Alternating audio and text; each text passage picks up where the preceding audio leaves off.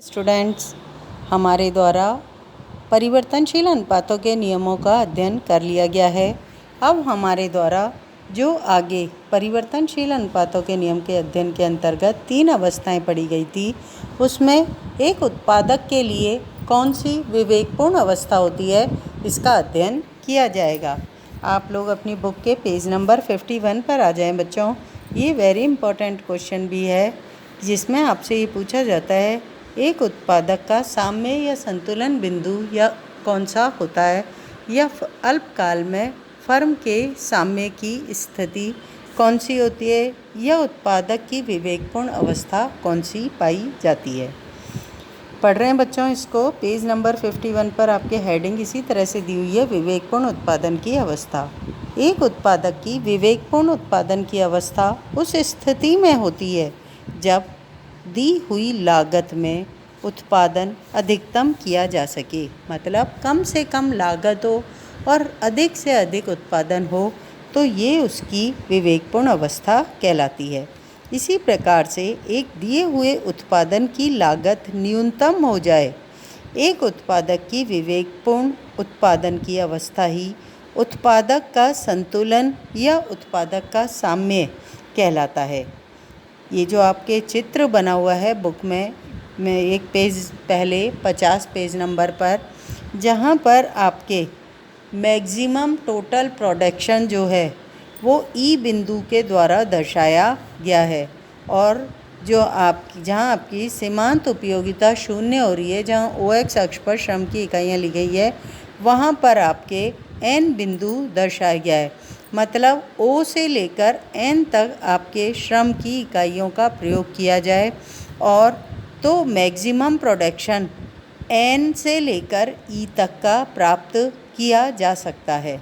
ये maximum production जो है इतना श्रम ON श्रम लगाने पर ही प्राप्त होगा। यही फर्म की या उत्पादक की विवेकपूर्ण अवस्था है या द्वितीय अवस्था। देखो अब बच्चों, इसमें आगे पढ़ते हैं अपन।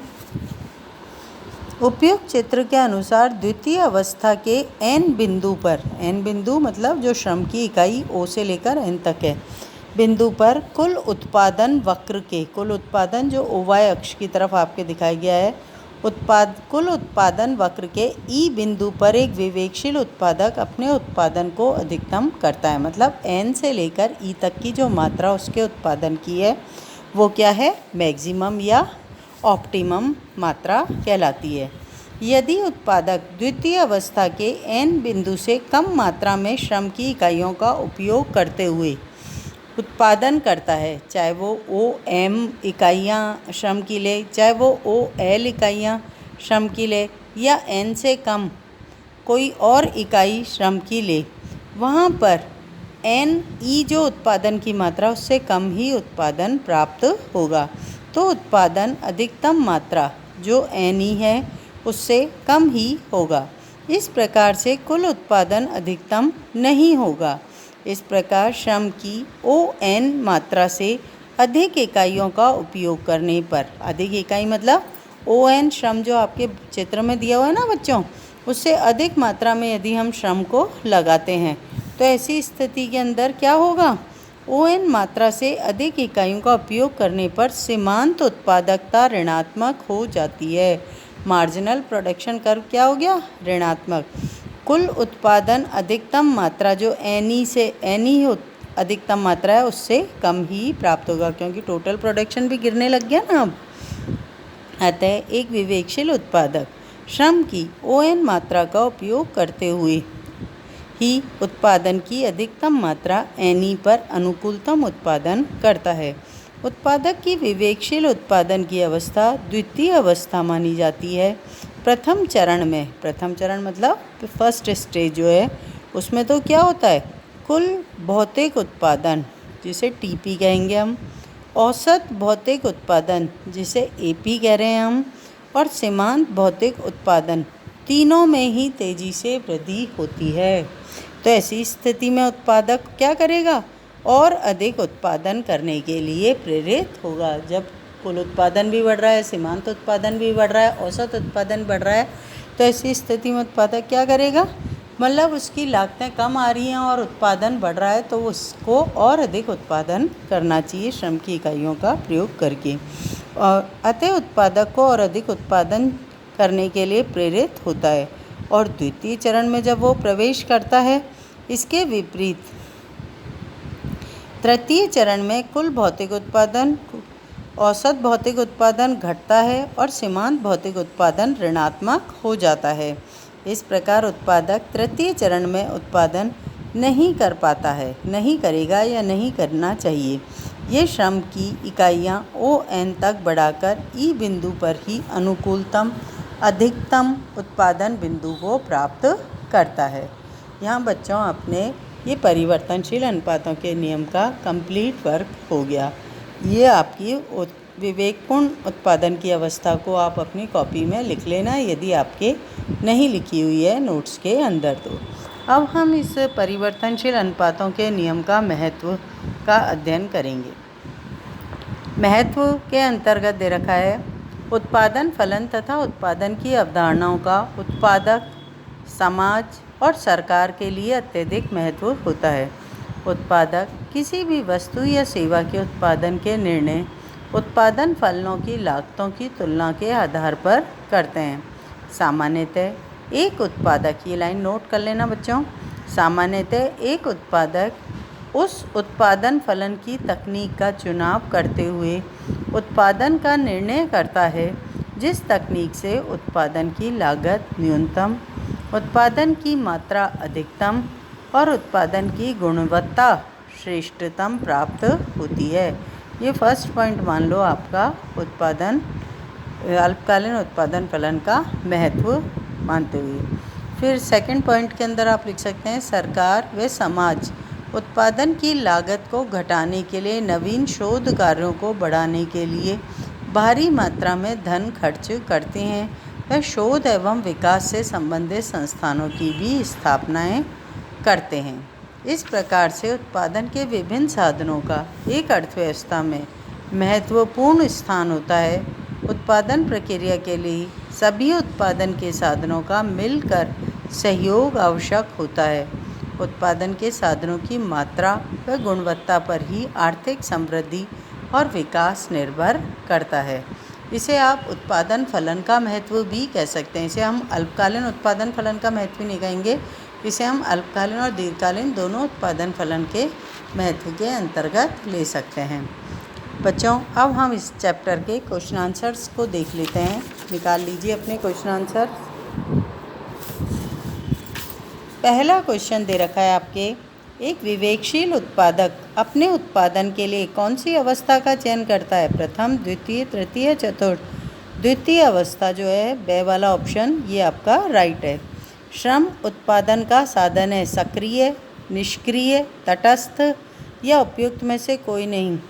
सक्रिय साधन है। श्रम उत्पादन का कैसा साधन है? सक्रिय साधन है। ए वाला आएगा इसमें ऑप्शन। तीसरा क्वेश्चन है, उत्पादन के साधन होते हैं श्रम व भूमि, पूंजी व तकनीक, साहस या उपयुक्त सभी। ये सभी उत्पादन के साधन होते हैं। दे वाला ऑप्शन आएगा बच्चों। चौथा है, अल्पकाल में उत्पादन का परिवर्तनशील साधन है। अल्पकाल में श्रम जो होता है वो आपके परिवर्तनशील साधन होता है। बाकी भूमि है, पूंजी है और ये क्या कहते हैं आपके तकनीक है, साहस है, ये सब आपके स्थिर रहते हैं। ए वाला ऑप्शन फोर्थ क्वेश्चन में आपके आएगा। पांचवा क्वेश्चन है, जिस बिंदु पर कुल उत्पादन अधिकतम होता है वहाँ सीमांत उत्पादन शून्य होता है। ए वाला ऑप्शन ही आएगा बच्चों इस पांचवें क्वेश्चन में आपके। जहाँ टीपी इज़ मैक्सिमम वहाँ मार्जिनल प्रोडक्शन इज़ ज़ीरो होता है। उत्पादन किसे कहते हैं? उपयोगिता का सृजन ही उत्पादन कहलाता है, या नई वस्तुओं और सेवाओं का निर्माण ही उत्पादन कहलाता है। उत्पादन के साधन कौन कौन से हैं? श्रम, भूमि, पूंजी, साहस, तकनीक। ये जो आपके 5 साधन फर्स्ट पेज स्टार्ट हुआ था जहाँ पर चैप्टर, वहाँ दे रखे हैं, ये उत्पादन के साधन हैं। कुल उत्पादन किसे कहते हैं?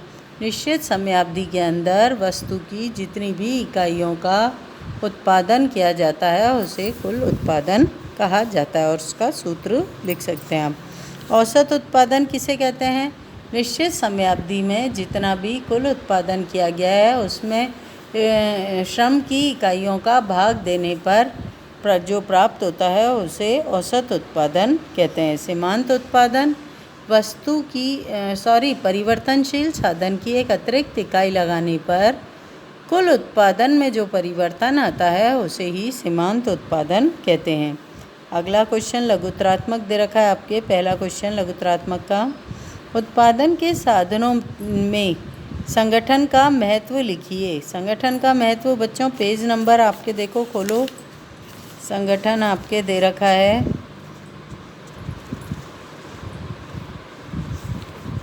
ये प्रबंधन और तकनीक दे रखी है ना आपके, इसी के अंदर आपके साहस और उद्यमशीलता संगठन नहीं बच्चों, ये आपके साहस और उद्यमशीलता जो दे रखी है ना, इसका सेकंड पैराग्राफ जो है आपके पेज नंबर 48 निकाल लो।